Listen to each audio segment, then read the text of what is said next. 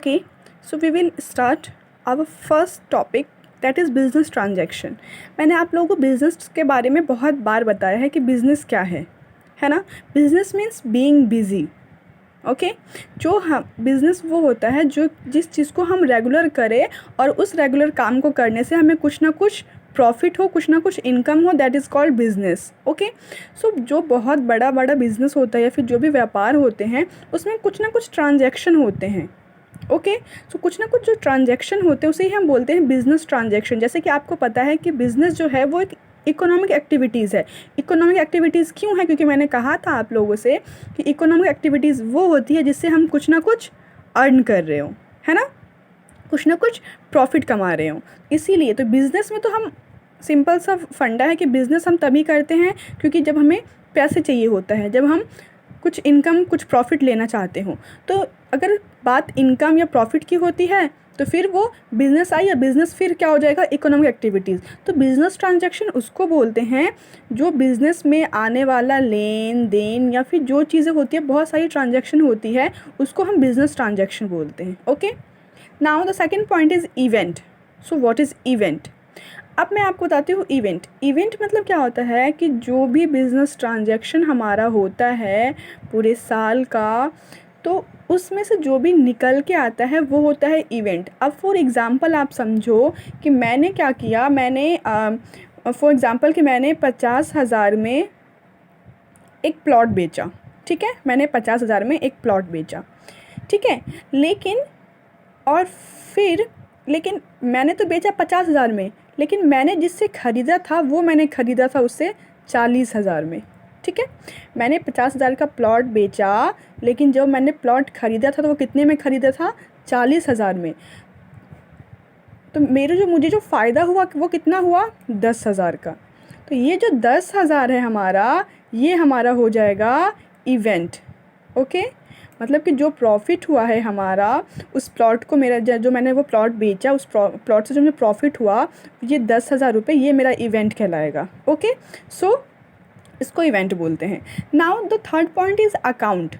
ठीक है, आपको पता है कि कोई भी बिज़नेस स्टार्ट होता है तो उसमें अकाउंट का बहुत बड़ा रोल होता है. ठीक है, हम आगे और अच्छे से अकाउंट के बारे में पढ़ेंगे, हम अकाउंट्स में क्या होता है नहीं होता ये सारी चीज़ें, बिकॉज हमारे बुक भी अकाउंटेंसी ही है, इसीलिए अकाउंट हर एक टाइम पे, हर एक पॉइंट पे, हर एक स्टेप पे आएगा. ठीक है, अकाउंट समझते हैं.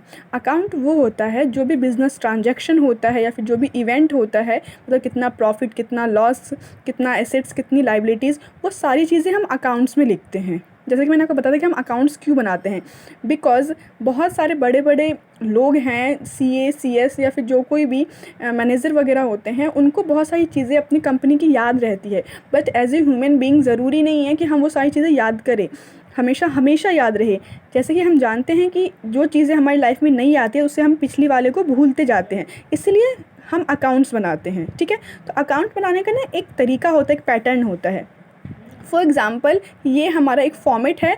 मान लीजिए कि मैंने कैश अकाउंट बनाया है. ठीक है, तो कैश अकाउंट बनाया है तो इसके दो साइड होते हैं, एक लेफ़्ट साइड होता है और एक राइट साइड होता है. ओके, सो जो हमारा लेफ़्ट साइड होता है उसको हम डेबिट बोलते हैं. ठीक है, जो हमारा लेफ़्ट साइड, दिस साइड, ये डेबिट साइड होता है. इसको हम LHS बोलते हैं, मतलब लेफ़्ट हैंड साइड. ठीक है, अपने लेफ़्ट हैंड. और डेबिट का शॉर्ट फॉर्म होता है DR. ओके, एंड जो राइट साइड होता है हमारा उसको हम बोलते हैं क्रेडिट साइड. ओके, जो हमारा राइट साइड होता है उसको हम बोलते हैं credit side, that is RHS, मतलब कि राइट हैंड साइड. ठीक है, तो एक ये पैटर्न है.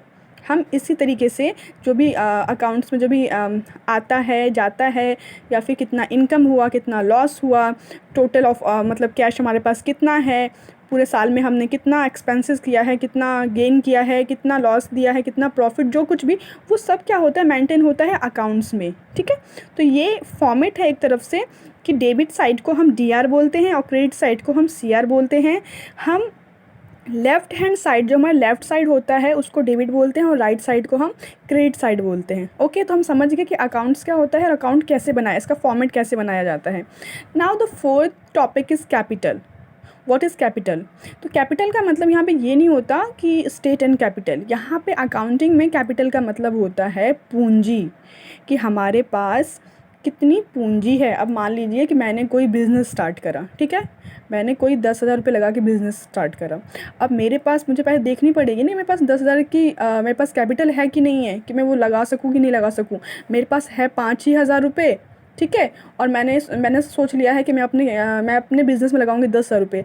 तो भाई 10,000 रुपये, फिर 5,000 रुपये कहाँ से आएंगे मेरे पास।